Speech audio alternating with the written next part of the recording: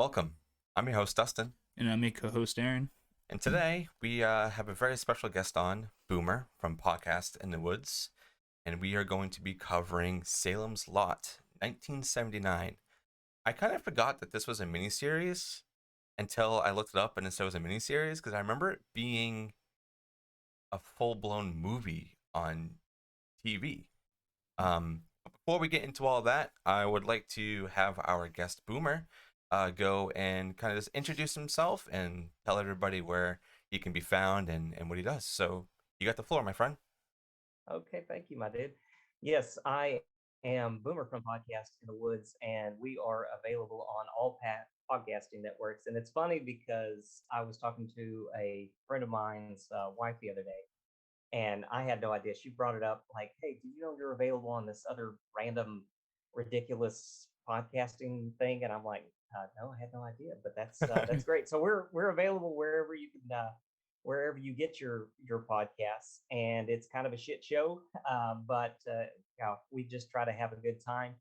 And you can find me also on the Twitter sphere at Woods Podcast One. And you can also email the show at podcastwoods1 to tell me how terrible my takes are because I get that a lot. Oh man, come So on! Your show is great. I'm modest. It's great, and you're blowing up. Like I was saying before, he's really blowing up. Like it's crazy. You've been doing this what? Only a couple months, right? yeah, so we started in March, I think it That was. sounds about right. Yeah, February March timeframe is when I started after a couple of years of procrastination. And it's funny, yeah, I was talking to you guys, and I told you I'd share this story. So my first introduction into content creation was on YouTube, and it's funny because I'm terrible with technology, with editing, any of the things that are involved with being a good show. Yeah, it's a lot. So my YouTube channel was called Terrible Reviews, and that was kind of a play on words. And it was for two reasons. One, because I reviewed a lot of terrible movies, and I love terrible movies. I love watching the shit for whatever reason. I agree And on that. I do so it too. was for that. But also, I had no idea. You see all the wonderful YouTube people, and they do such great work, such hard work, where they're putting the clips into the video as they're talking to them and making jokes and stuff like that. I didn't know how to do that. I had no idea how to add outside video to your actual video. So what I did was I created stick figures of the scenes. So for instance, like if I was talking about Evil Dead, I would have Ash with a as a stick figure with his chainsaw and be talking about the scene he was in. It would be basically That's like actually kind of cool. a flip book. I like that though. Yeah. So yeah, it was crazy unique, but man, I hated it at the time. But it's terrible. Like I lost all that content because the computer that I was using crashed, and I deleted my channel since then, No. so you can't find it anymore. So I don't have access to any of those videos. But yeah, at some point I may bring that back just because it's so stupid. It's so much fun.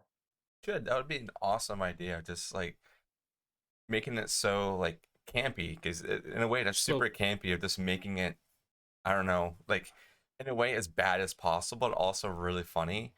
'Cause your Yeah. show is hilarious. I love the takes that you have on things, and all your guests that come on. Everybody's always laughing, having a great time, and that's what being a podcaster is all about. At the end of the day, especially us, dealing with horror, with like such like grotesque and like terrible you gotta things keep that it kind of happen. lighthearted.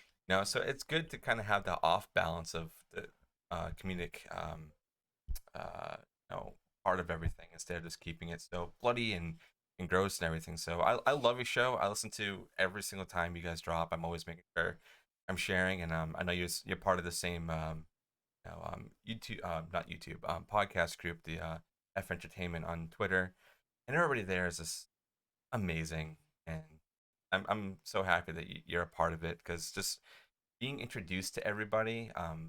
We started last March, not this March that this happened, but the last year, and we just hit our 1 year, and we've been getting so many podcast guests on, and that's what we were trying to focus on this year is doing a lot more, just like people that do podcasts and community, not so much actors and stuff like that. Mhm.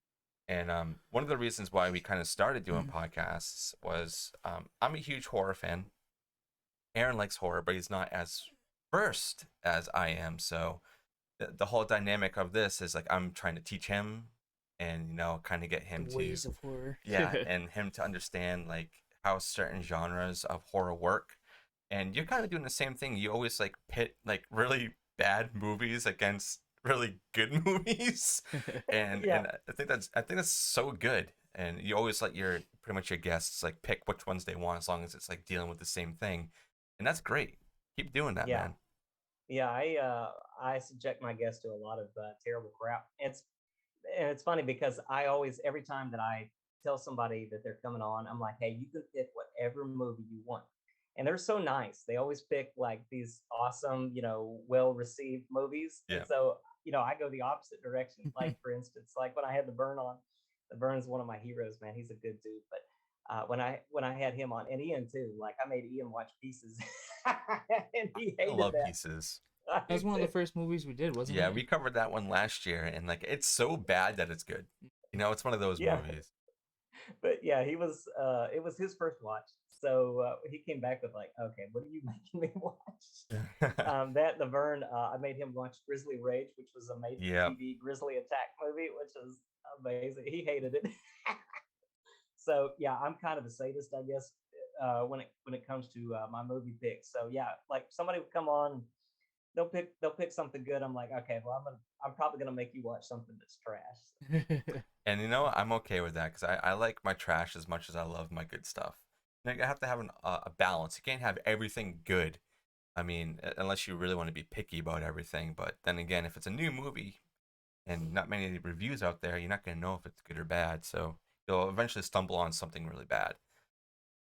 And that's why I love your shows. It's literally anything goes, and everybody always comes out laughing. Just your takes are really funny too. I usually I listen to them when they first come out, and then I like to kind of do like another take during the week as much as I can with other podcasts. So I try to get in at least one or two plays on every podcast, and that's for everybody that's in our group on Twitter and even like other ones. But one of the podcasts that really made us want to do what we do, especially me, was the House That Screams. Oh yeah. Because I mean, Candy and Sean and the whole group over there, they're so good. And They're fucking having hilarious too. and being on their show twice, and then also having Sean on a couple weeks ago, and now we're having Candy come on, and I think they're both coming on again later this year. It's just such a dream come true because everybody there is so nice, and I know Oh you yeah. just did one with both of them that were really really good. So you got introduced to how crazy they are, especially Candy, because she's got some crazy takes. Um, Oh man, I love Candy and Sean so very much. So it's so funny, yeah, the difference between those two. Yeah, Sean, man, he's so well spoken and has mhm. such tremendous takes, and then Candy will just go off the rails. Like she loves to talk. So my episode with Candy ended up being like 4.5 hours long. Yeah. Yeah, So we just, and it's crazy. Like we got to the movies kind of, but that we're happens. just talking, yeah, just talking about crazy stuff a lot of the time. And I told her, I was like, listen, um, I'm gonna have to edit this down because the file was so huge that I couldn't even download it onto the computer, so I had to edit it. Shit. Oh my god, that's great. Oh yeah, she definitely likes to ramble, and that's good. I mean, that's what Oh, I did too. I that, was I was as bad as she was. Yeah. I mean, as you can tell, we were talking about everything but what yeah. we're supposed to be talking Makes about. for good conversation. Yeah, and like even like their show is crazy. They have like 7 people on, like they have max, they have like all the 9 people time, now. plus guests. So Yeah. it's like just getting like the round table is ridiculous. I can't even imagine running a show like that. So like bless their hearts with everything Controlled that they chaos, do. as they called it. Yeah, controlled chaos. It's great. So everybody, please go check out the House That Screams as well. Even though they're not here, but go check them out because they're great. But I think on that note, we can probably start jumping into Salem's Lot because this is a long movie, well, miniseries if you want to say it like that. But it's pretty much a movie now. There's no, I think, separate discs or anything you can get nowadays. Kind of like we just did it. We did the Other It than miniseries versus the It movies last week, and I know that the It miniseries is kind of combined into one disc. If I remember correctly. But if anybody hasn't seen this one, um, watch it. And then there was a remake that happened, which I think Rob Lowe was in it. Oh yeah, I saw that when I was Um, reading about it earlier. that was like 2002, and then I think they're remaking it again, if I remember correctly, that they're doing that. But I think we can have Aaron kind of pop open the IMDb. He's our IMDb dude that kind of goes through all the people that acted in it. But before we go through that, as always, I'll start with Boomer. Your first impressions before we get to the actual like grading and everything at the end of the show. First impressions. What do you think of this movie? Okay, so this was my first watch. I had never seen Really? Salem's Lot Same Me with before Tim. this. This is great. Yeah, and I came to it probably 15 years too late. So if I had seen this in my formative years when I was discovering horror, it would probably be a lot higher. But it is basically a neutered horror film. Mm, Like you had mentioned, it was a made for TV movie, and Stephen King obviously is famous for those, whether it's it or Storm of the Century, which that's hit or miss. That yeah. first section of Storm of the Century is ridiculously good, and give me what I want, and I'll go away. And Yep. there's so much tension in that, and then once it wraps up, it's kind of like, okay, that wasn't that wasn't worth the payoff. But this is kind of along the same lines. So I'm watching it, and there's no blood, no gore, nothing in it. It is pretty straightforward, pretty vanilla, and I like vampire movies Me too. in general. I like Bliss. I love Bram Stoker's Dracula.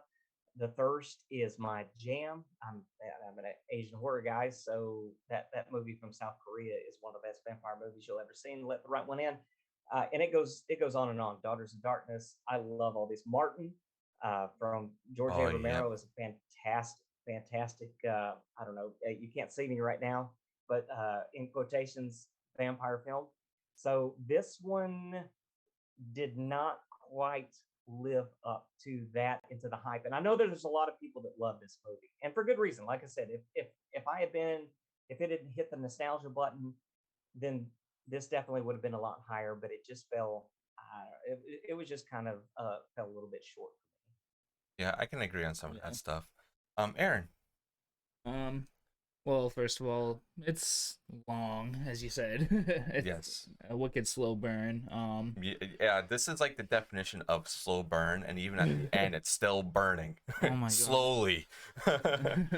But yeah, I ended up kind of like skipping through a little bit. And you fell asleep, so And that fell definitely asleep. says something. Um, For your first view, I know. you fell asleep. So I mean, I don't blame you on that because it definitely takes a lot of attention. Yeah. But But from the scenes, like like towards the end where it starts picking up, though, like the vampires are fucking terrifying. I will say. Um, Barlow looks awesome. I think Yeah. that the makeup effects on him are great, and even like all the eyes, the way oh that yeah. the eyes are shown in this are phenomenal. And with like Mike rocking in a chair too, there's Mhm. also very creepy. That's another like very iconic scene. Yeah, it definitely has a lot of like bad things with some good things. This was like you were saying, this is more of a nostalgia hit for me. Before we go into a lot of it, but I'll say about one scene that I remembered throughout my whole life, even now, that scared the hell out of me. And I think you guys could probably see why. I was very young. And keep in mind that the first like real horror movie that I saw, well, more of a slasher, was Halloween. So I was kind of already introduced to a lot of like suspense and stuff like that. But I think I was maybe between the ages of 11 and 13, around there. And I was watching this one night with my mom and my stepfather, which I did with a lot of horror movies. They were kind of like my catalyst into a lot of this. It was late. I don't remember what channel it was on, but we were just settling down. It was probably about 6 or 7. And keep in mind, this is like a 3-hour movie. So we watched the whole thing.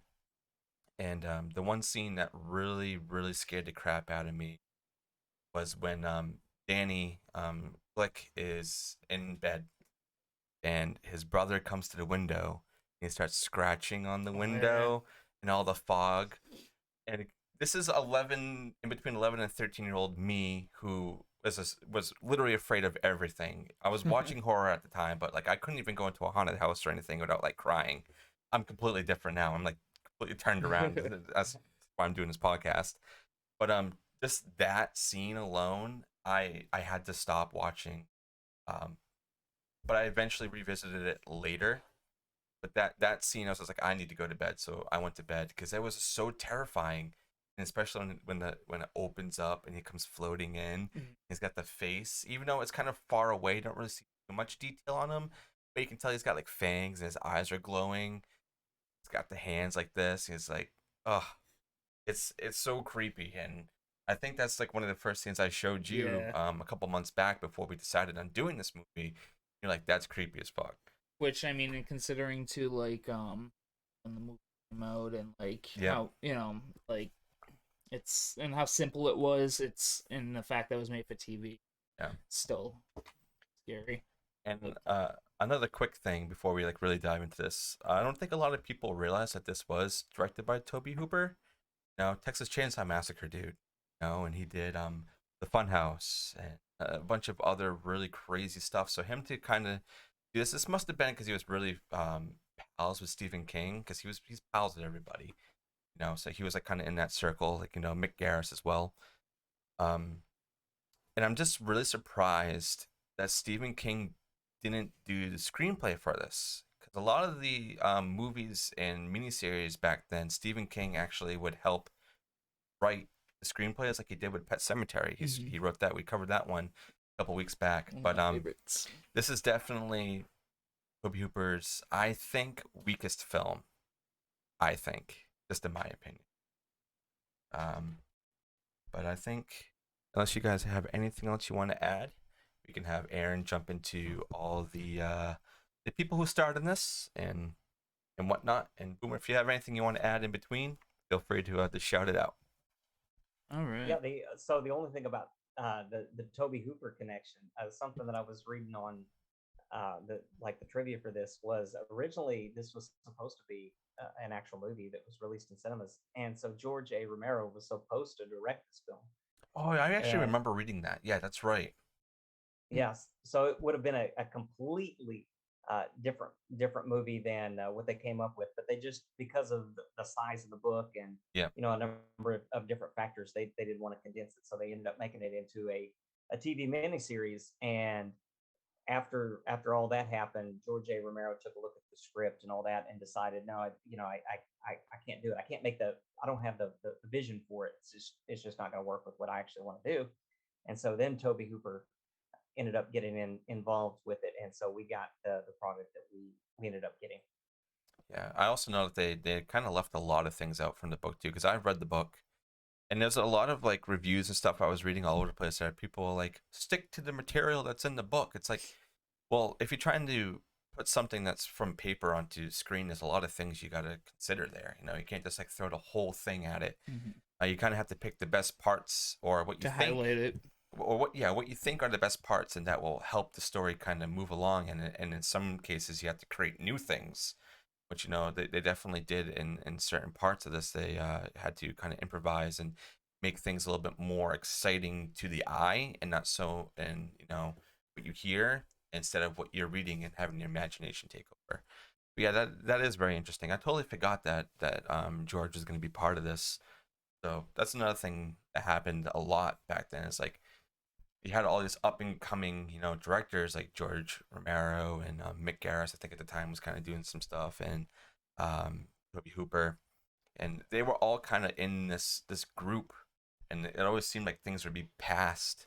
And even like Steven Spielberg to an extent was kind of in that group as well. And it's just really interesting to know that it could have went in a completely different direction if one of these other directors did it.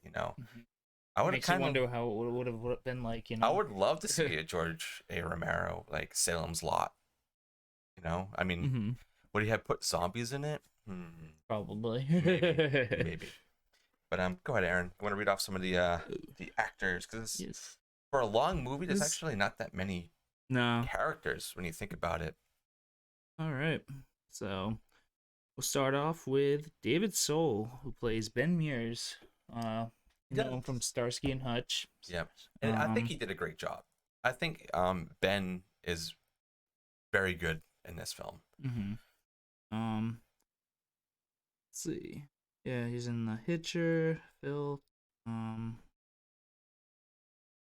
Yeah.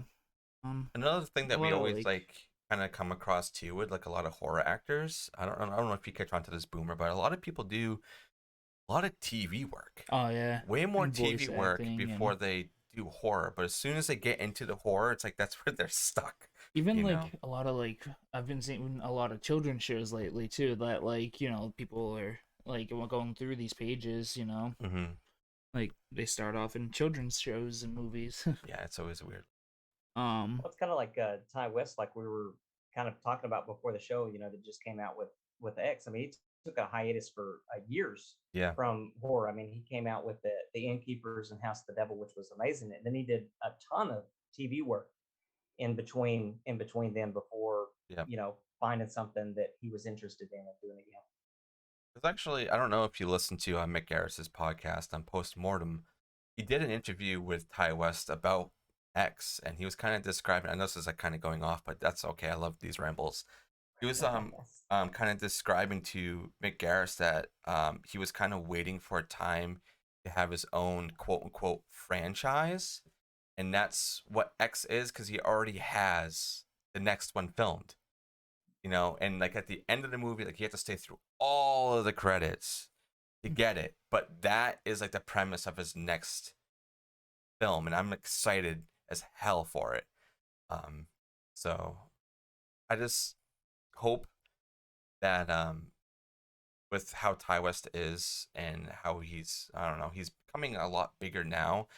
I hope because he's so independent.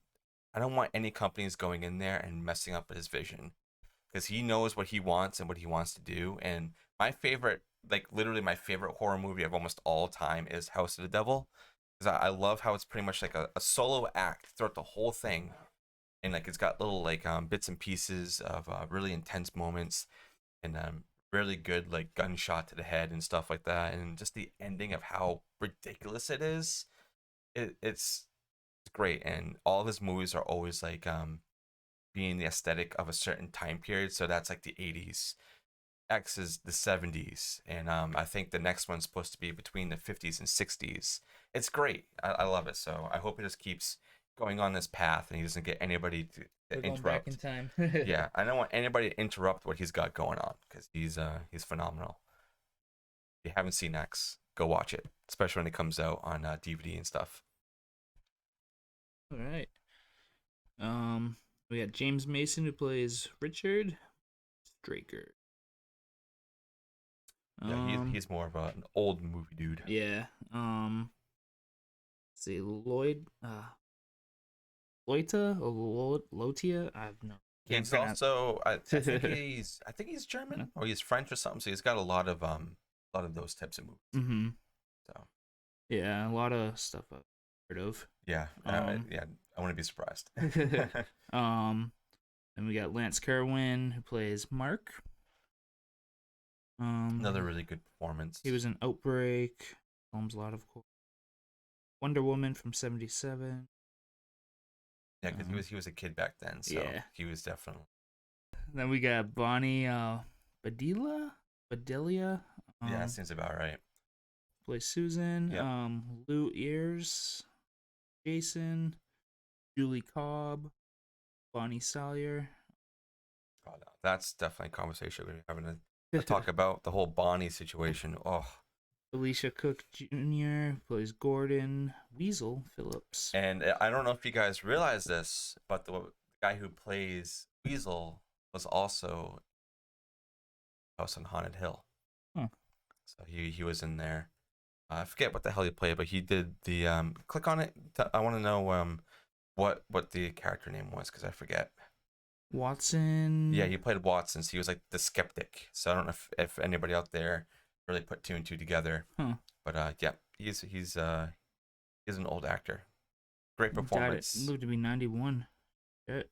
Yeah, he's not in Salem's Lot a lot, but when he is, I think he does a really good job. He's got those eyes and stuff too.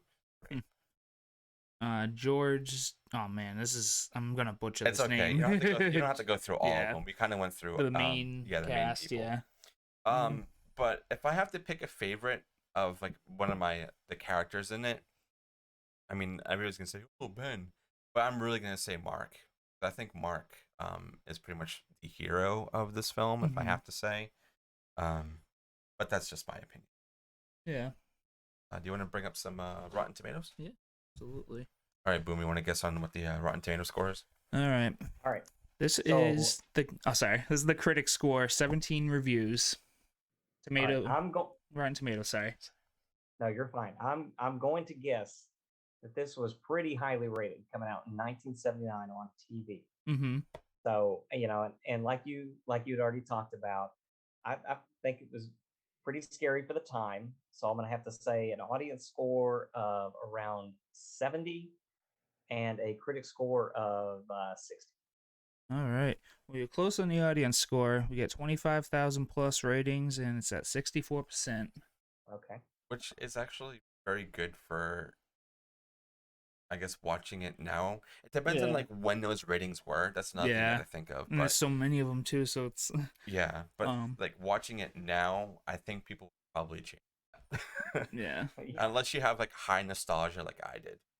Yeah. Oh my god, the eyes are fucking getting me. It's just like the showing. It's like a close up of one of the vampires.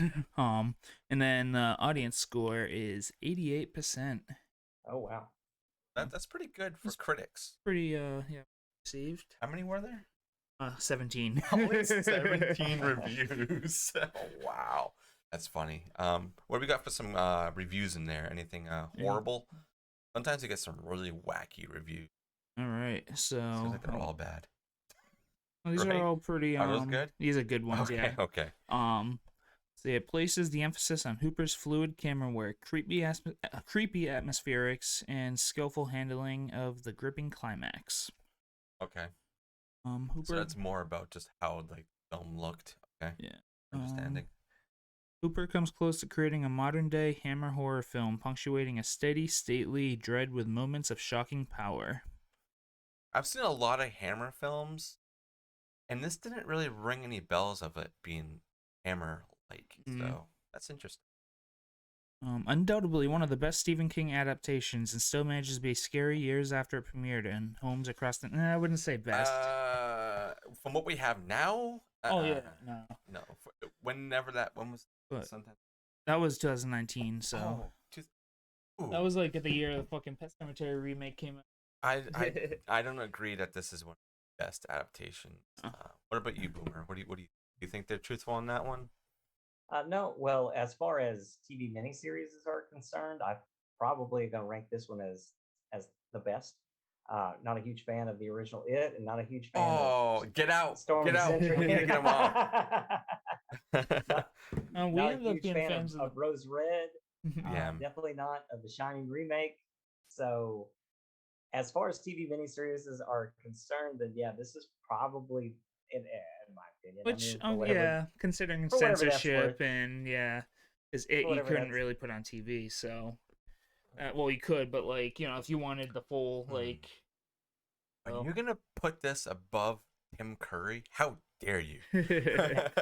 No, I understand. Tim Curry's performance is better than anything that we've ever got.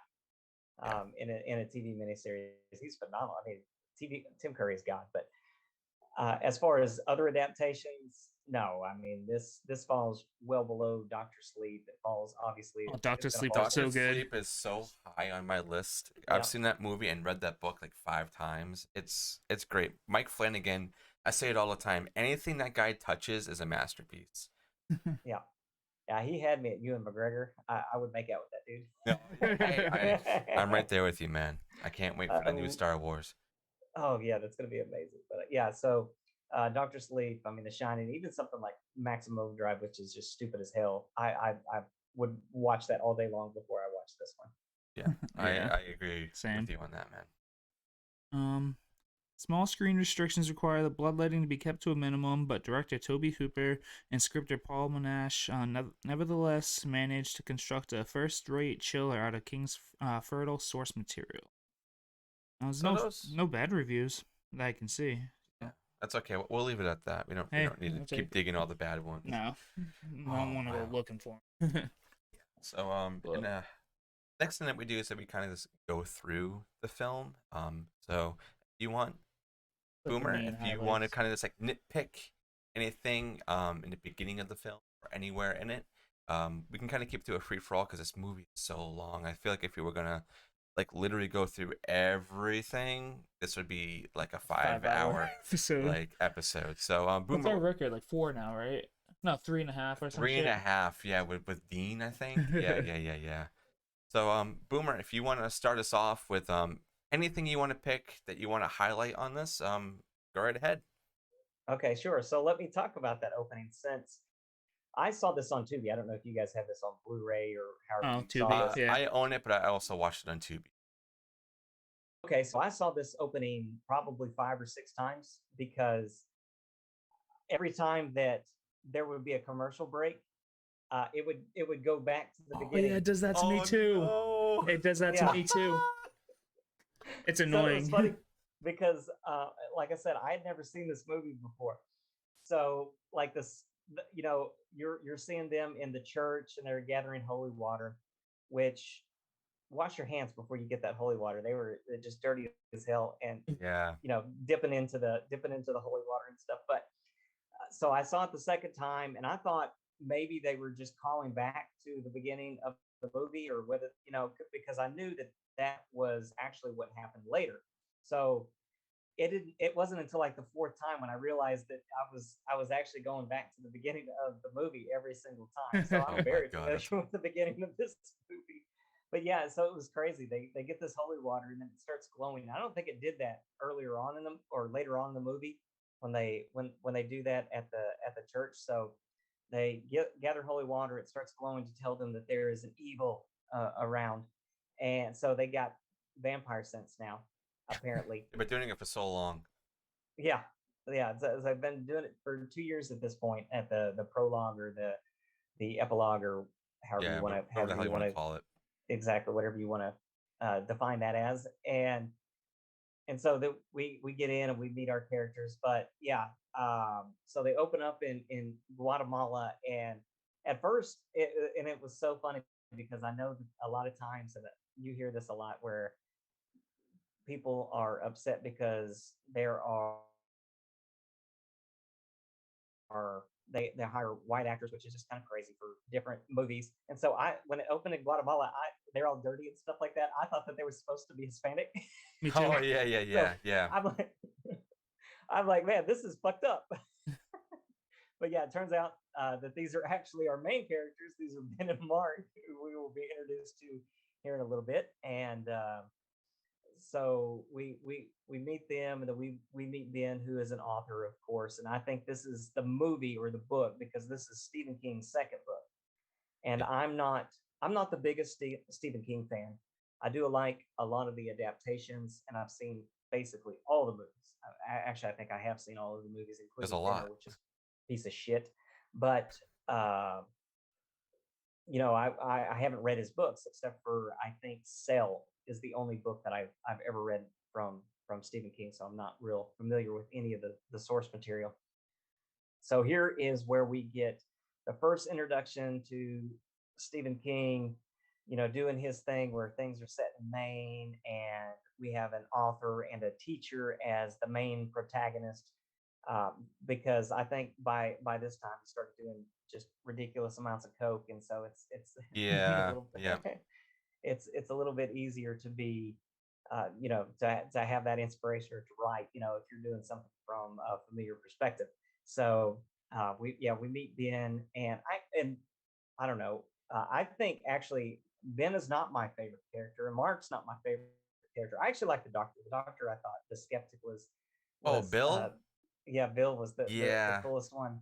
But it's so funny. Something else that sticks out between that dynamic between Mark and Bill, where Mark or Ben Ben. There we Ben, go. yeah, there's a lot. I'm gonna get this right eventually. So Ben ends up dating, Bill's daughter, who is like his friend's daughter, which is just kind of weird. I don't know if that's a, that's a thing that should be it should be Yeah. done. That would be a little bit awkward. Mm. But yeah, that's just some of the stuff that stuck out to me at the very beginning. Like we're getting these kingisms that we will see on down the road and into the future. That and the weird vampire sense thing. Yeah. Yeah, I mean, that is really funny that that was happening to you because that happened to me, but the restarting happened to me like 3 times, and then I had to switch over to actual copy because I'm like, I can't do this. And there's a lot of commercials on Tubi also, Oh so my that kind God, of I like it know. kind of throws you out of the loop. That was happening to me with some movies I was doing before, just watching on Tubi, and I'm so into it, and it's like, here's a commercial break. I'm like, oh, okay. 10 minutes, another commercial break. I'm like, oh my god, this is worse than like live TV. So And yeah, after having Netflix for so long too, it's like even just like a 30-second ad's like, what the fuck? yeah, and like also knowing that this is a 3 hour movie, and it's like every 15, 20 minutes, here's an ad, and it's like, oh my The god, last hour can just it just stop? advertisement. Um, yeah, it's really annoying. But I do like that whole dynamic between Ben and Bill too, especially when he's at the dinner and you can tell the mother is really confused whether she should like him or not, and like she asks Susan like what kind of books he writes. It's like, well, the new one's about 2 boys or 2 men, and she's like, oh, it's not one of those, is it? So it's like you got to keep in mind that the time that this was into, there was a lot of stuff going around like that with like the gay community and stuff. So I don't know if that was like a negative thing that she was saying or if it was a positive, but I took it as something negative. I'd be like, Oh yeah. oh, it's like Yeah, it's the oh, tone kind of. it's just like you didn't need to say that. So I don't know if I don't remember if that is specifically in the book. I don't think it is. It's been a long time since I read it. Um, but anyway, Oh yeah, you the, read the book, so now you can compare the yeah, movie if as I well. remember, Yeah, if because it's been such a long time. I have a lot of Stephen King books, and I have read through most of them. Um, I've read. This is crazy, but I've read through it like 8 times, and it's a Wow. 1,000-page book. Yeah, I love that one so much. It's my favorite Stephen King thing. Besides, like the Dark Towers is really really good. Um, but going off thinking about other important things that happen, because like we were saying, this movie is a very slow start, very slow burn. It's almost like I think it's the second half. So if you were watching this on TV, and if they were splitting it in between, like part one and part two is when everything starts kind of going crazy. Like things happen a little bit, but in like the first like hour and a half, but not as much as like 2 hours and beyond. So I think the whole dynamic between Bonnie, um, Crockett, and Cullen is really crazy because at first you're not really sure what's going on. Ben kind of stumbles in there. He's like looking for a place and he wants to stay at the Marsten house. I'm like, oh no, it's not there. And then like Bonnie says something, Crockett, and you're kind of like, okay, so they must be together. You kind of get that sense, but then like she goes home later and she has a husband, and she's like, oh, I want to have fun with you tonight, so don't be drinking. And then the next time you see them, it's Bonnie and Crockett like kind of like going at it again, and she keeps calling him um honey. And he's like, no, you need to stop doing that because you're gonna forget. And then she's like, oh yeah, okay, honey. And he's like, oh, I forgot. And then the next thing that kind of happens is Colin gets lined up to do this this pickup for one of the guys who runs a shop in town. It's like an antique shop. Striker. He runs his business with his quote unquote business partner Arlo, and he kind of like has Crockett get down some information and bring stuff up to his house. So he gets lined up to do this job, but then he goes to pick up the Mike, who is the cemetery dude, and then Ned, who is like Susie's or Susan's old boyfriend, but now he's with Ben. There's a lot of weird crossing overs of things in here, and also the names are almost very similar. You get confused who the hell is who. And sometimes I always think Mike is Mark or Mark is like Mike, and you were saying that you thought like Ben was Bill or Bill is Ben. or Bill's Ben or something like that. At one time I thought Crockett was Ned, and I was like, what? Because like there's so many like things that like cross Oh, wait, over. who's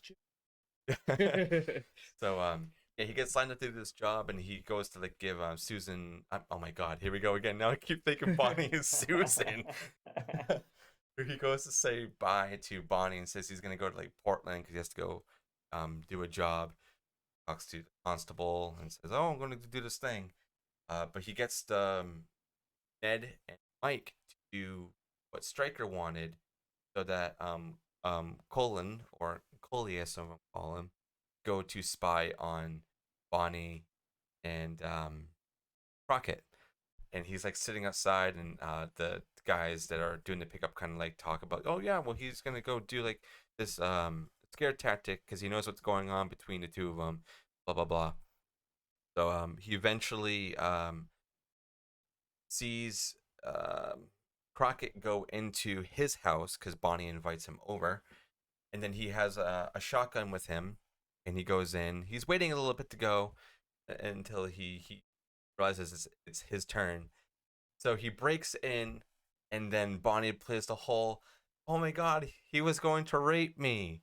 So like this is another thing you got to remember. This is made for TV. I know times are like way back then, but I don't think they really say like rape or rapist unless you're watching like Law and Order now. I think like Oh, some kind of crime. yeah, like on like actual like Definitely not as. no, but it was just really funny that she's like playing that card. Like, oh my God, he came in and he's trying to rape me in my house. When like obviously like Coley's like outside like listening, and he's like, oh, he was gonna rape you, is it? So it's like it's so weird to hear these things in an old show, knowing how the world is now. Especially Aaron and I just did like I Spit on Your Grave, like about almost a month back. Yeah. Nowadays, so it's like it's weird knowing every movie that we've done so far, or almost every movie has the word like rape or something like that happening in it ever since we did that episode. Oh, I know. It's so Kind of funny. weird. But yeah, that's just a whole funny thing that happens, and Polly takes Crockett out and like kind of like plays with him and scares him, and his shotgun is empty, but he runs off, and then you get like goes into the room with Bonnie, and they close the door, and all you hear is him beating her up. It's like, oh my fucking God. Jeez. So this mini series slash movie is pretty freaking crazy. So I always thought watching this now, because obviously when I was younger, I wasn't really understanding all the other things other than the shit that was scaring me at the time. And watching this now and realizing what was in this movie, especially very early on, but yeah, that's like the one of the bigger things I wanted to talk about. But Aaron, was there anything with anywhere in the movie that you wanted to kind of highlight that you thought was like worth mentioning?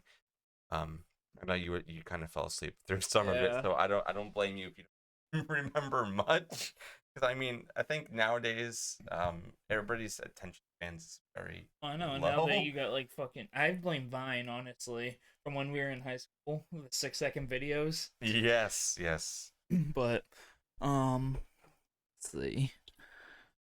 Trying to remember where I like woke up. Because I think I woke up in the middle of that actually. That Oh, really? fucking terrifying scene, the window scene. Yeah. Well, we can talk about that one if you want. I think That's a little far ahead though, right? no, honestly, like I said, how long this movie is, we can Oh, pick yeah.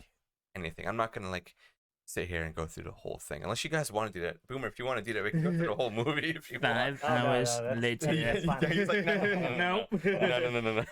Although I Um, will say that as you were mentioning that, yeah, watching this that part was just so cringy. I mean, Bonnie, and I think they even call her Boom Boom Bonnie or Yeah, something. Boom like that Boom in their Bonnie. Boom, boom. it's so cringy. And yeah, she's just a bitch. And then, but I mean, her husband's a piece of shit too. So I mean, who do you Yeah. really blame in that? I mean, obviously, if that's what he resorts to at that point, instead of just ending the relationship or something, and they kind of, I don't know, maybe I missed it because it is a 3 hour movie. So I know that they're driving down the road at some point with a bunch of crap in the car. Yeah. So I don't know if they just fucked out of the movie at that point and are still together, or what the hell happened with that storyline. I don't Um, remember either. I don't yeah, even remember if it was in the book.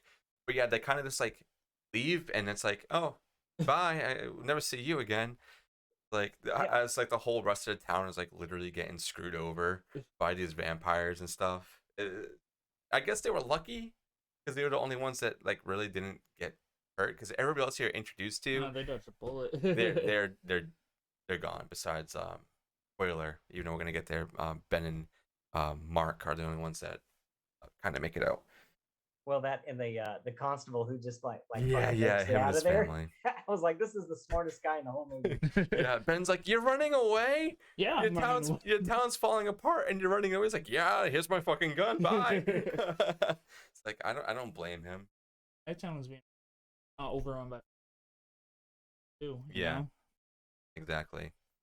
But yeah, we can talk about that window scene. I think that's probably besides like the Cover like any like major things up until then. Like, is there? no. I mean, it's just nothing- like they just a move a lot of it's crate. just yeah. They move a crate to the guy's house, and, Yeah. and that's it. Okay. Oh, that is something I wanted to ask you guys, and I'm sorry I keep interrupting. you're good. Forgive me. So I don't know if you guys have seen the Don Knotts movie, and I can't remember what the title is off the top of my head. Where through the entire movie, he's talking about this Wookalark, this fictional creature, this creature that he's afraid of, and then at the very end of the movie, and it has something to do with vampires or zombies or something like this, where they go to this haunted house. But at the end of the movie, they're driving with this crate in the back of the car, and this Wookalark pops out, and that was what was going through my head as I'm watching them drive down the road and talk about how cold this was and everything. So I I'm just trying to started think. laughing. I might have during seen that it. part. If I knew the title, I could definitely tell you. I'll have to look it up after, but that is funny. No, the crate's so cold. It's so cold. But yeah, we can talk about the window scene if you want, Aaron. Okay. Yeah, like I said, I kind of dozed off the first like hour, and then like woke up like right before this scene, which I don't, like I said, as you can imagine, I really don't blame you for falling asleep, because it's a lot of build up to a lot of kind of nothing at the end, because the whole like climax is 15. Yeah, I was gonna say total. it was considering like how much I had missed up until the climax, like the end. Like I was a little disappointed, but Okay, that's fine. but We anyways, can't always review everything good here, so no. I'm glad we're doing this one. A lot of other really good Stephen King movies and stuff. And Yeah. Boomer, I'm sorry I put you into this situation of having to watch a 3 hour long vampire movie that doesn't really have a lot going on. So I guess we're kind of doing what you do to your guests here, but instead of 2 movies, it's 1. But it's like 2 movies. But yeah, so I woke up to that scene. Oh no, what was it? Yeah, it was one of the I think it was that. Yeah, it was the window scene. Well, yeah, there's 2 There's technically 3 windows. Yeah, there was because there was no. It was the one where he's like, "Look at me, teacher. Look at me, teacher." That's where I that's was, a little farther down. I think. Right? Yeah, that's Mark. Yeah. No, Mike. Mike was when he's in a chair, right? Yeah. He's just sitting there, and he walks in. Yeah, that was a really cool too. But yeah, the window scene is like I was saying earlier on, was like scared the hell out of me. And I forgot there was so many. In my memory, it was because I stopped watching at that point when I was a kid. Yeah. And went to bed. That So I totally just your forgot. mind cut it off right there. Yeah, because I thought it was only that window scene that scared the hell out of me. But now, upon like watching it again, yesterday, and I'm crazy, and I watched it again today. I don't know why I wanted to subject 6 hours of me watching this movie, Damn. but I did, to kind of memorize as much as possible.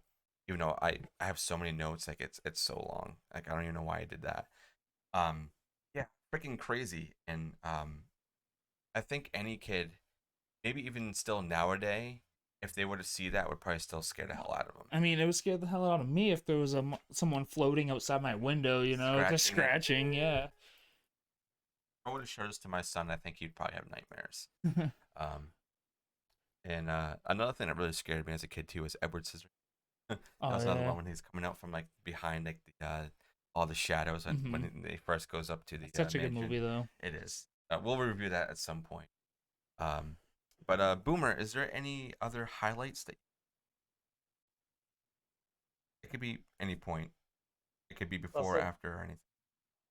well, just about that window scene, and yeah, like at that point, I got invested in the movie again Hmm. because you're right. It's pretty terrifying. It still holds up to today. I mean, It despite does. And the considering how little is going on in the movie, like, or not little, but like, Yeah. like, During that scene, yeah, it's not yeah. much. It's a lot of tension. But right, and we've already talked about the long build up in this, and it's not like most of it even really matters. I mean, if you watch something like Mandy, which is a 2 hour and a 15-minute movie, for that whole first part, you're getting to know the characters and you're getting Yeah. a feel for their relationship and all this. I mean, this has build up and it's building those relationships, but it doesn't do a great job with it. Even though the acting is good, Yeah. the acting overall is pretty fantastic for a TV Mhm. movie, but it doesn't do a decent job at fleshing really anybody out No. or making anybody really likable. I mean, Ben is okay, but again, he's kind of he's a little bit of a douche. Yeah, Uh, he is for doing what he did to Susan and Ed. Yeah. I mean, no, it wasn't but really his fault, but right, again. but the window scene is fantastic. Even though every single vampire brings their own smoke machine with them every time Yeah. they go in. And it just like gets sucked into like their butt. It looks like it's really funny. It's like a big fart cloud. Oh shit. uh, But I do love the eyes are the main thing. Oh, I Every know. single vampire has these the crazy eyes, and It's like apparently piercing. because this was back in the day when those were horrible. So you hear about the stories of Evil Dead, for instance, in this movie. Apparently they were pretty painful to put in for any length of time. yeah. So the fact that like these young actors can do such a great job of still being menacing and still holding their part while having to wear those contact lenses is amazing, and it works. It really works. Like you're saying, there are two or three window scenes, and they're all really good. I mean, that's the best part of the movie. It really is, and it's kind of sad to say that because once again, this movie is so long. Um, to think that the best parts of the movie are the window scenes, or when you see vampires doing vampire things, almost. You see a couple of bites happen, but once again, there's like no blood or anything. It's also very quick because I think a lot of those shots were made to cut to commercials. When you think of it that way, when they're going in for the bite, it's like okay, now it's a commercial. It's like, oh You know, man. and that it kind of happened um, later on. There was the scene with like you were saying with the rocking chair with Mike Mike, and yeah. Jason. There was a big cut there, and that was definitely to line up for commercials. That's one of the things that's a downside of like miniseries, especially way back in the day. Is like when you rewatch them now, you realize they were doing certain things to To work around TV. yeah, appease the TV gods essentially to fill time slots and stuff like that. But yeah, I think the next one we can definitely talk about is the scene when Ned is in the cell, and this is when we kind of not the first time that we see Barlow, but a very good shot of him is when Ned is behind the bars and his cell opens and he's like, "What the hell?" But you see the hand, and it looks good for how quick it is, even though it's all dark and everything. But then he wakes up, and oh my god, this is so funny when he looks up and it's it's Barlow looking at him. He's got the teeth and he's all blue, which I thought was also really cool. He's blue and he's got the eyes, and then Ned's face is all. He's got this really like over exaggerated like face. It's so funny, and that was like another thing of they were doing that to kind of cut through a commercial. Yeah, it's great, and all the vampires I think do a very very good job.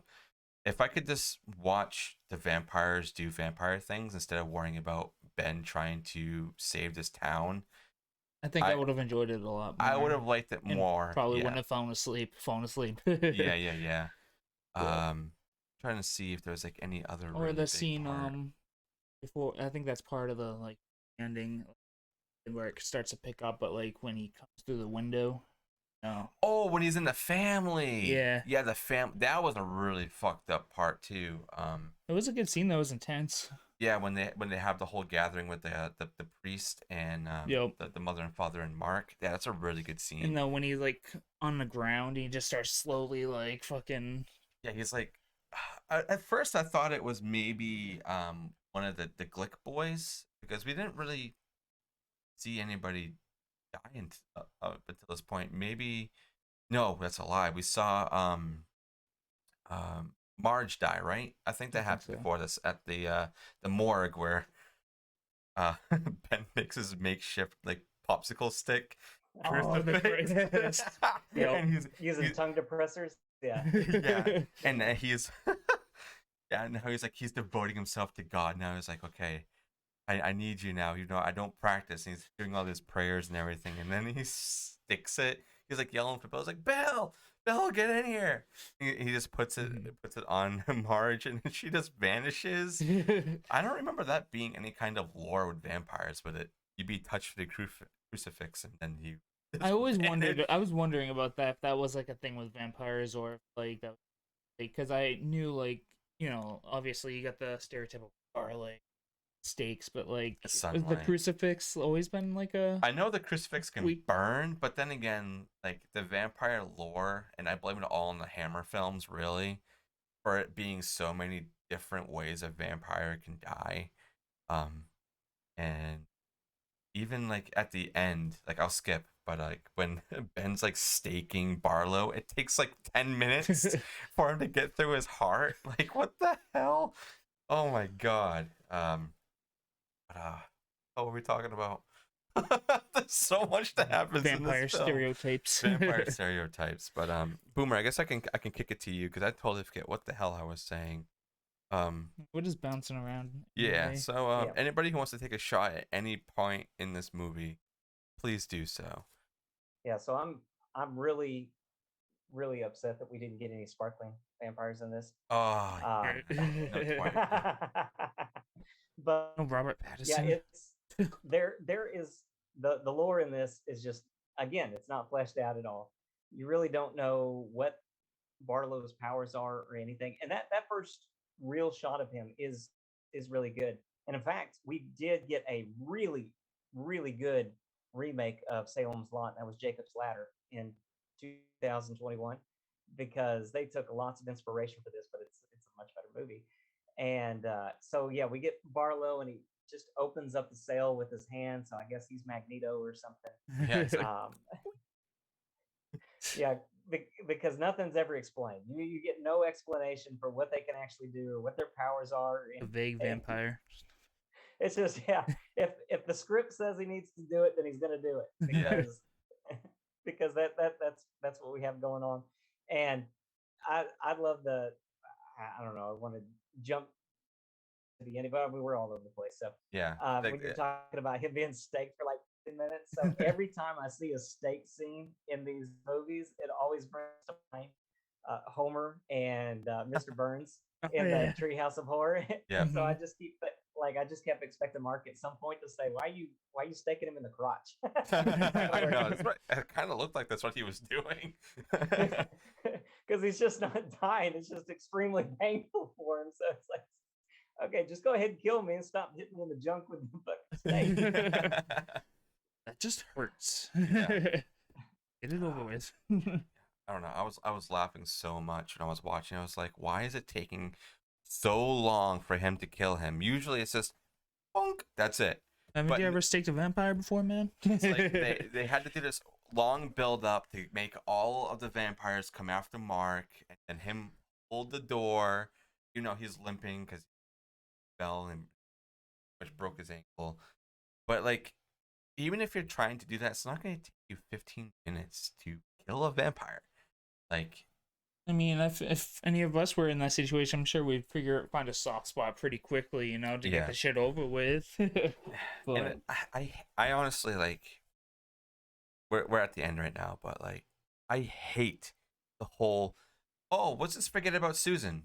Like, wasn't the whole point is to go in there and save her? And he was like, oh, Susan, please forgive me. So they burn the place, and then she's just like in this like little like, I don't even know where the hell she was, like in a window building or something, and all you hear is go, ah, fucking Susan. ah.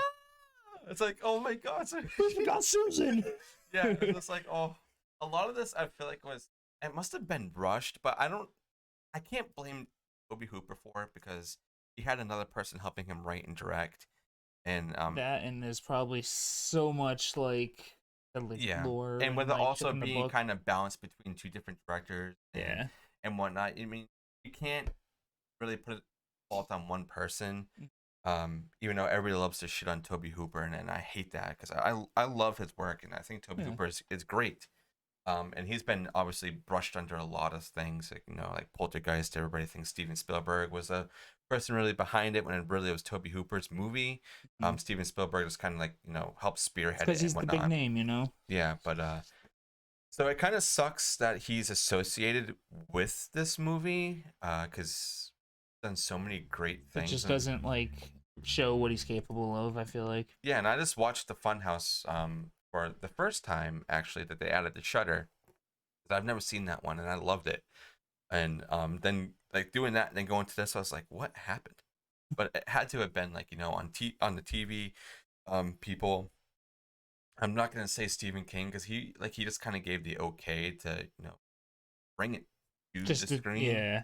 And like obviously he had other people helping him.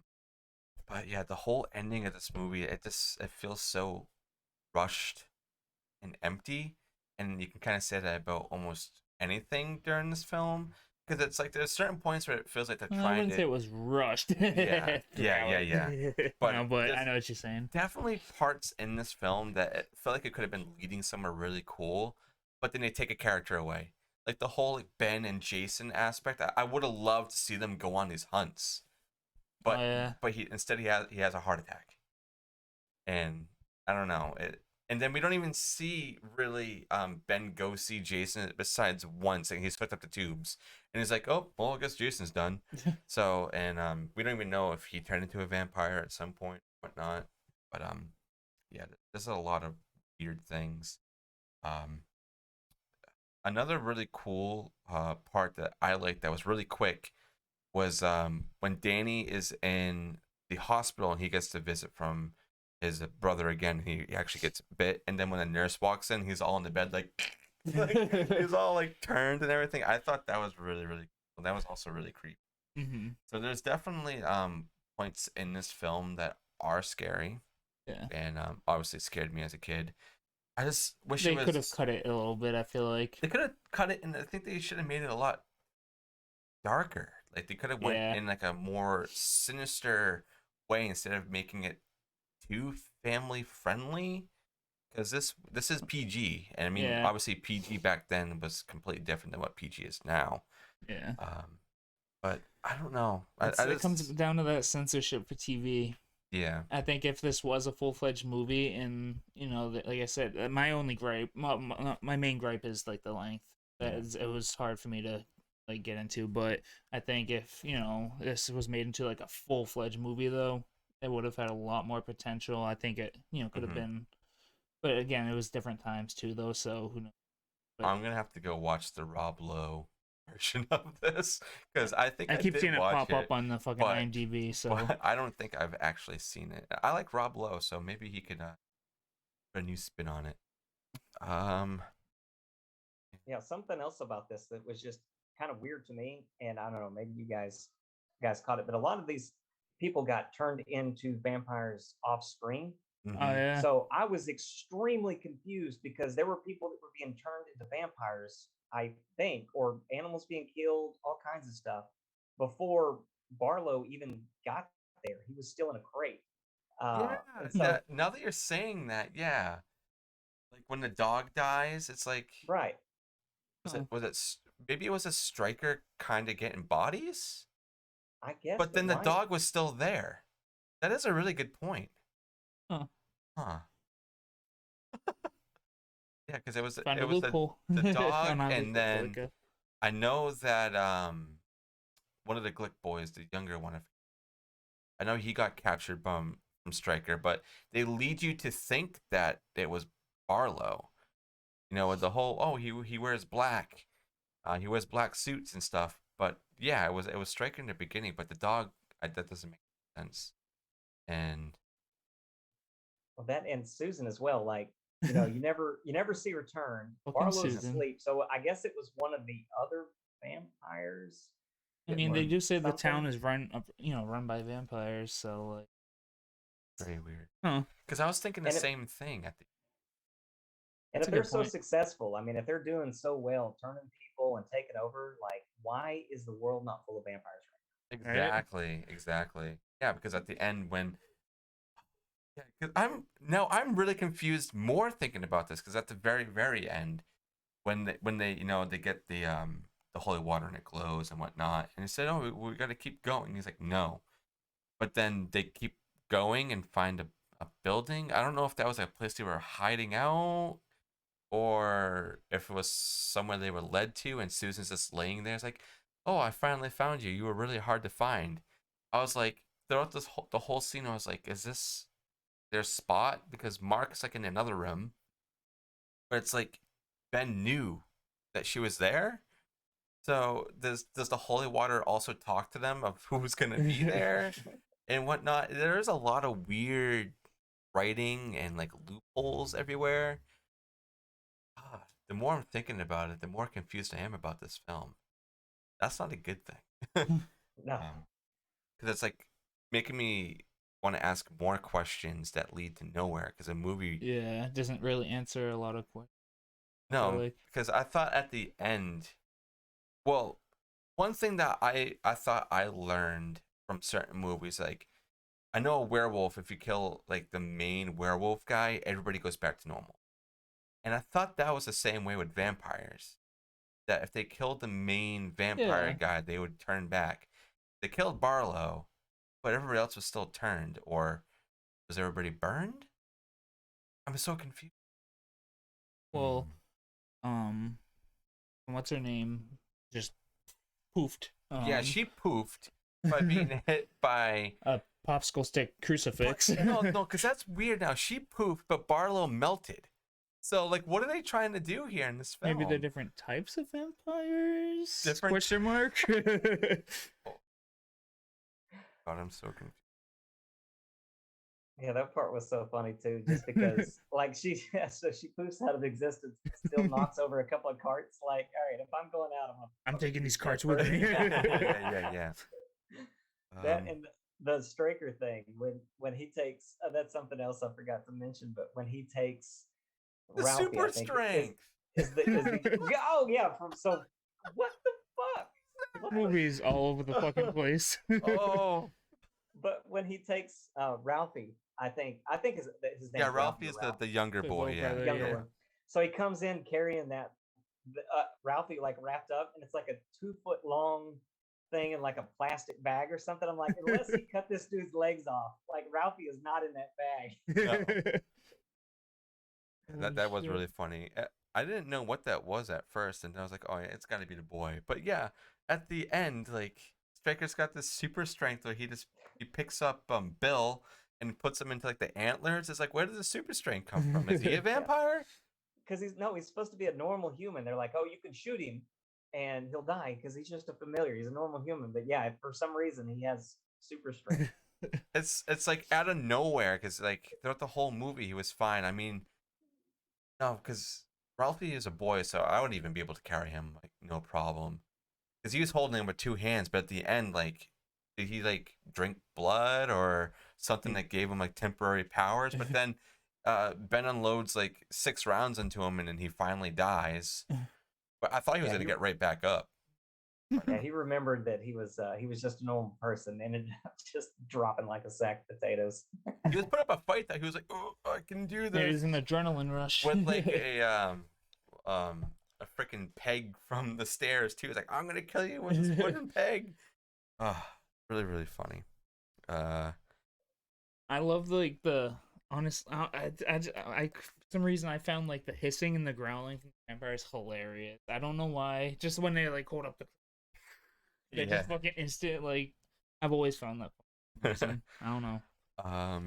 Yeah. So what happens if your vampire is Buddhist or something, and they don't, they're not trying to cross? I'm just like the hold up mummy a Buddha scene. statue. Yeah, it's like the mummy scene where I forget what the guy's name is, but he keeps just going through the different religious symbols until he finds one that works. Yeah. I'm just running through my notes very quickly to see if there's any other really big things. It's also kind of weird too that the only vampire that is able to have a coffin is Barlow when everybody else is just sitting around him. I always thought that was really funny. I thought they were all supposed to have their own individual coffins. Because they're like, oh, let's drag him out. That would be the most amazing thing ever.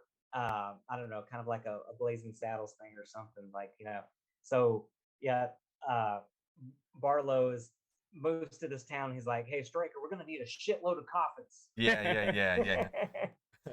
He goes to tell Crockett, like, yeah, I need like 20 coffins. Oh yeah, you got it. Crockett was like, yeah, man, whatever you want, whatever you want. Just walk into this room, it's full of coffin. Somebody walks in, vampires poke their heads up. There's really not much that happens until like the very end.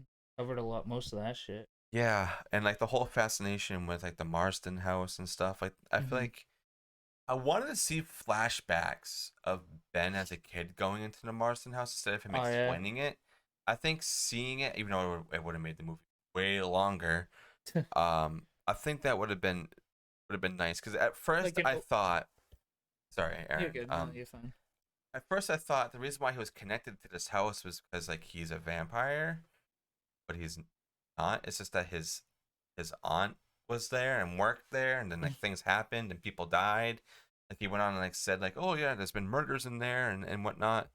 So I thought that maybe he was gonna be, I don't know, like part of whatever this house was, like this darkness, because they're even kind of alluding to that. It's like, well, if the house attracts dark and bad things, what does that make you? And he even thinks it's like, so maybe he's a bad guy, but then he's not. He's just a normal guy who just kills vampires for a living. And this like immediately becomes like an expert vampire hunter. Immediately, as soon as he starts giving like prayers to the popsicle stick cross. It's really, really funny. So that's just one thing I wish that they could have done, was just like show younger Ben. Yeah, like an opening scene of him going to.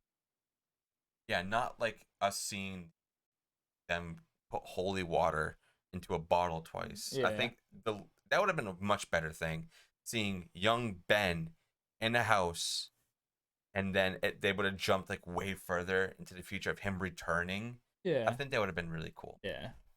Yeah, how much better would that have been to get rid of the Bonnie and Collie side story, and do an opening and tie all that in together, where yes, this the house is haunted, or it draws evil or something like that, and that's why there's vampires coming to this town or to this area, instead of all the shenanigans that we got instead. It could have been like an hour and a half movie. They did that, to be honest. Well, do you remember from the book what it was like that? No, not off the top of my head. Yeah. I actually think I might go read the book now to see how much different it is, because I'm trying to think of things, and it's been so long since I've read it. It's not like it where I can just be like, yep, this happened in there and it happened in there, because I think I only read Salem's Lot once, and that was like a long time ago. When I was still in school. Oh, you guys want to talk about Mark and how amazing his room is? I Oh like. yeah. Oh, I keep forgetting that. Yeah. That's one thing I love about movies like this when they always have like a younger boy and it's like all like horror stuff. It's like, Oh yeah. yeah, that's me. He's got like masks everywhere. Mhm. Even his dad is an ass though. He's like, when are you gonna stop playing with these toys? He's like, when I want to. Which is like never. Yeah, the kids always have the most badass rooms in movies. Yeah.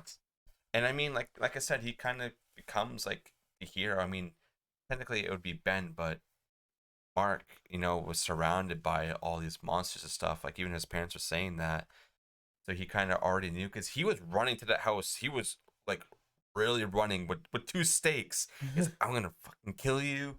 Like I'm gonna kill you for killing my parents. Mhm. And then that leads into Susan going in there, and then we have the whole like cat and mouse and semi tense moment. I think that whole scene of Susan finding Mark was the tensest moment of the whole movie, I feel. Um, so I kind of enjoyed that because it was making me a little bit more engaged in other scenes. It was like, what's gonna happen next? Because they're actually in the house and we're seeing things we've never seen before. No. Excuse me. So I will say one thing for Toby Hooper, kind of like you were talking about how he gets a bad rap for different things, but Toby Hooper has an amazing eye for direction. And Yeah. that scene where she's searching the house and she's in the foyer and he's going up the Yeah. over the second floor that's a phenomenal shot. Yeah, So I actually have that written down here and I totally forgot about that. So thank you for bringing that up.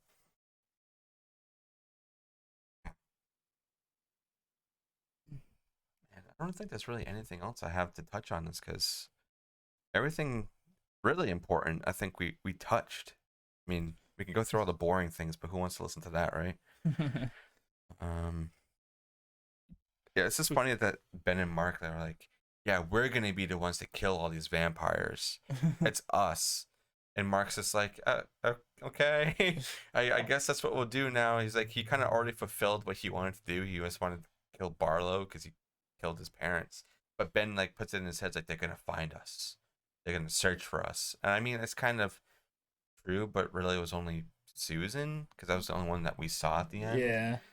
Um, but Yeah, he was checked out after he killed Barley. He was like, I'm done. yeah, he's like, whatever, I did what I had to do. Now let me fuck home. I don't think there's anything else. Is there anything that you want to add, Boomer, before we, I don't know, put our final thoughts to this? Ratings and whatnot. no, I don't think so. I think we pretty much covered it all. Unless, yeah, you guys want to talk about stuff where they just sat around talking about stuff that had nothing relevant to the What plot. did they have for dinner again in the beginning of the movie?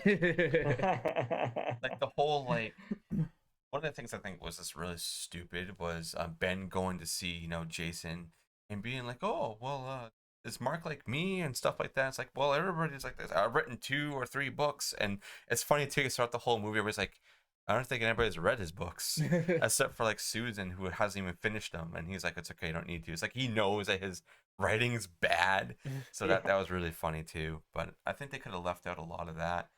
I know that Oh they're yeah, I trying forgot to. about that when he asked her. Go ahead.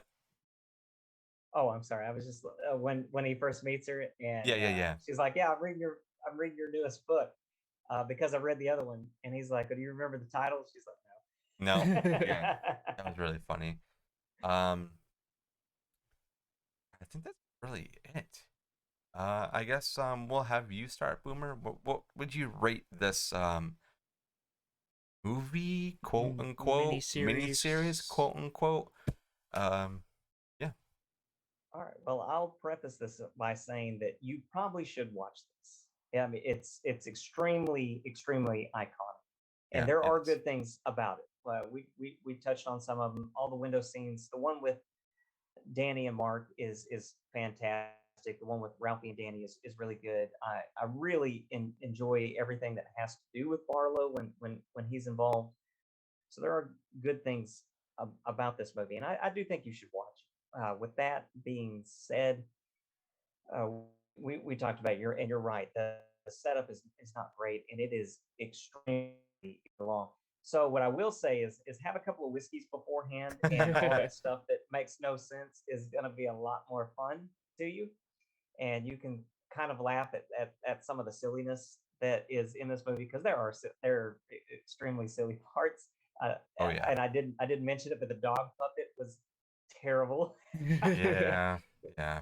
So there are things in here that are legitimately kind of funny.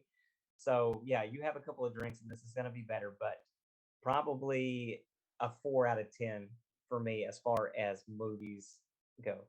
I think that might be the lowest rating anybody has given any of the movies that we have reviewed on the show. I'm probably pretty close to it. Well, go ahead, Aaron. You can say your thoughts now.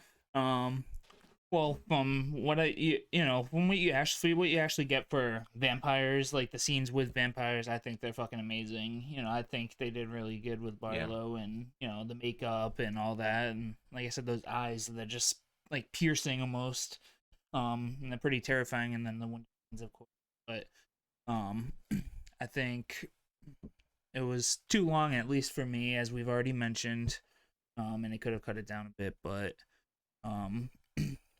I think it's all kind of all over the place a little bit. Definitely, for sure. And leaves some loopholes, but from what I did, see, like I said, I did enjoy the vampire scenes. You definitely have to knock off points for you falling asleep. Yeah. You really do. Yeah. But yeah, I mean, but considering, it does kind of like pave the way for a little bit for like, other movies.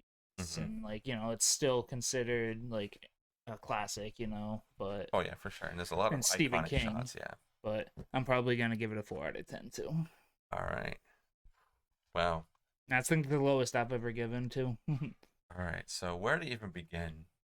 Like I said, this is a really big nostalgia hit for me. And I think that's like one of the main factors of this movie. Like one of Yeah. the main appeals is the nostalgia factor for a lot of people. Yeah. And seeing like the window scene again, like in my life at this point, for how long I haven't seen this movie, and just like kind of reliving the feelings that I had when I was watching as a kid. Uh, really, I think sums up a lot of this movie is like is how I felt back then, and kind of going back to my childhood. So this is probably gonna be a higher rating than you guys, even though this movie definitely is slow, very long, like we keep saying. It's the longest burn I think I have ever encountered in a film slash miniseries Same, ever. The ending kind of leaves it way too open, I feel. Leaves there- you wanting more. yeah, A little bit. in a way, I really think if they kind of cut a lot of what was happening in the town and maybe doing a lot more of the vampire hunting sooner, Yeah. it would have been a little bit more engaging. And also, like, if we changed the intro of Ben being a child in the Marston house and stuff like that, and seeing those events happen instead of being told and not having any flashbacks of it at all, Mm-hmm. I think would have been a really nice touch. Yeah. But if I have to be critical on this, like this review here, it's a podcast, and we try to be as critical as we can without being too mean. I'm gonna give it like a 5 out of 10 blood splatters.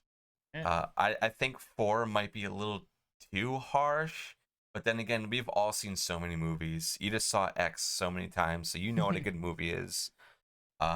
Especially this being like your first viewings, and not seeing this when you're at an age where things would terrify you. I can understand why you would It's put it kind of underwhelming. Yeah, I mean, not to say that things nowadays won't terrify you, but like the things that would scare you as a child, and I feel like that would give you the 4 or even lower out of 10 on this. But like as Boom was saying, this is definitely a movie you need to watch. There's a lot of iconic shots in it. It's a Stephen King adaptation, so I mean you have to watch it just for that, unless you're more towards the books and not so much the movies and stuff. Yeah, it's not really a hard movie to watch. It's just be very boring at times. So 5 out of 10. I really wish I didn't give it that low of a rating, and I wish that there was more that was happening in this film. I really do. But unfortunately, just all the shit that was going on with uh, possible different directors, and I don't even know how Yeah, many. it could be a number of things. It could have been this was maybe written multiple times and had to kind of rewrite things. If Stephen King was actually part of it and helped with the writing process, I think it would have been better. But that's just my opinion. Yeah. Did he make any cameos in this one? No, he didn't. No, I don't believe he did. If he did, it could have been quick. That was another thing that Stephen King did a lot of His back then. cameos. Was cameos in his adaptations. He didn't do one in this one. Maybe that's what ruined it for me. Yeah, we needed a Stephen King cameo in there. Like, I'm sorry, Boomer, that I put you up against this, but I'm glad that you did experience it though. And do you feel, I don't know, do you feel enlightened now that you've seen a movie, I don't know, bad from someone else giving it to you, or do you wish that you never seen this? No, I'm definitely glad I saw this movie. And like you said, it's completely iconic, and I needed to see it. So, and I'm doing this thing where I'm trying to get to 365 horror movies that I've not seen this Yeah, I saw year. that. Oh, It's that's great. cool. Yeah, so and this was perfect that I haven't got to watch it. But yeah, about hour two in this, I was like, son of a bitch. No. No, uh, no, I'm definitely glad I saw this one, and I can chalk it up. And like you said, there were this paved the way for a bunch of stuff that would come later on. And I think I misspoke earlier. I'm supposed to do that. I think I said Jacob's Ladder when I meant Jacob's Wife. That was Yeah, the yeah, movie yeah. I did Okay. that I one. was Yeah, looking for Jacob's earlier. Wife's really good. Yeah, everybody was confused. Like, what the fuck is he talking about? This is I just Jacob's went with it. Ladder. Yeah. It's okay. Yeah, we covered that one. That's really good. And also this, like, the way Barlow looks too is very like reminiscent to Nosferatu, Oh yeah. like the original, which you see right now. But you can tell the inspiration that this had, even if it wasn't like a Stephen King story.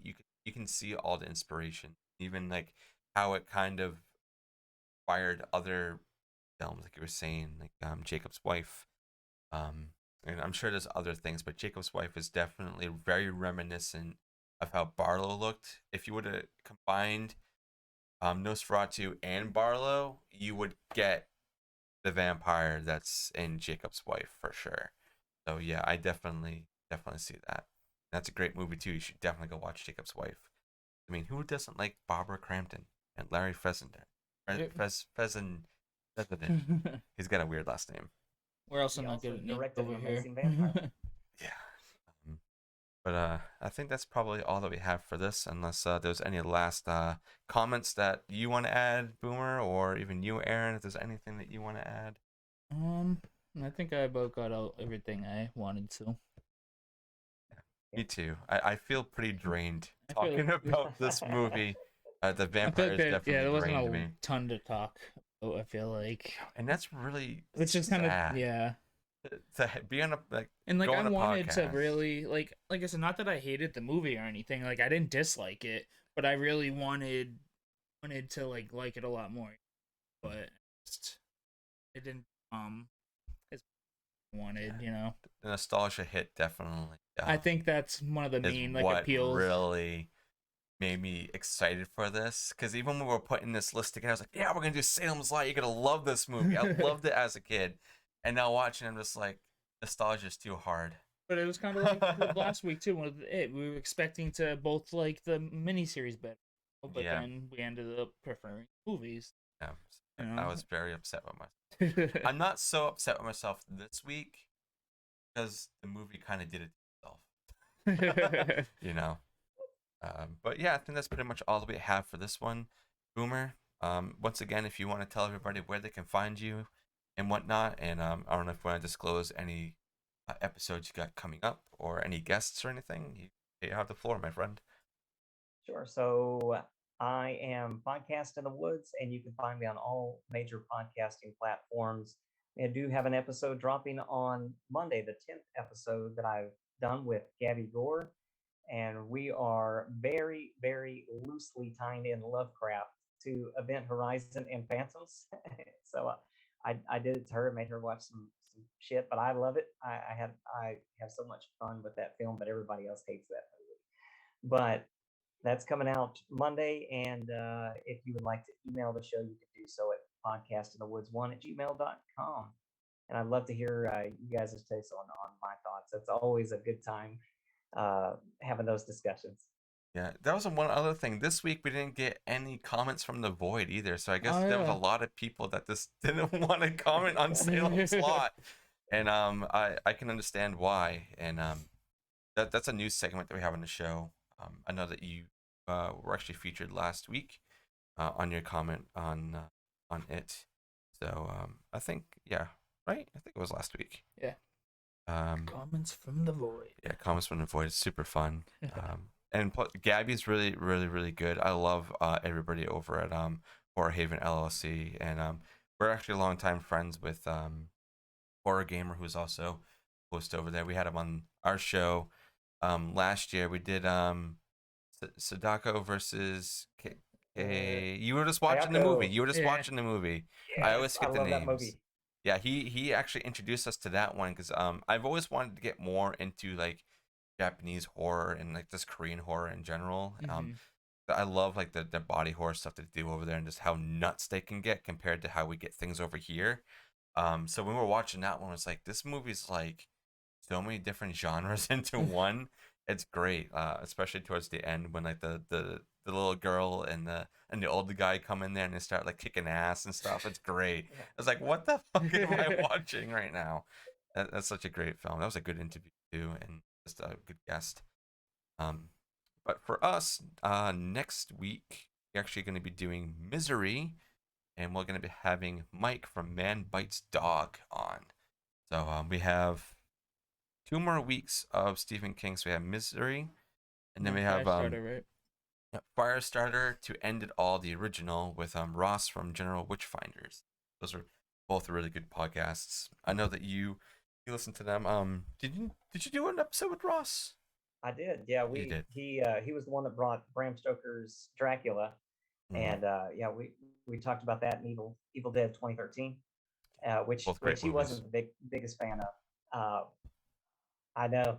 I'm like, yeah, I love that movie, but Great. I get it. We had a good discussion about those. So Ross is fantastic. He is a fantastic guest. So you Yeah, guys they are have a in for lot treat. of really good knowledge, especially about like Hammer films and shit like that.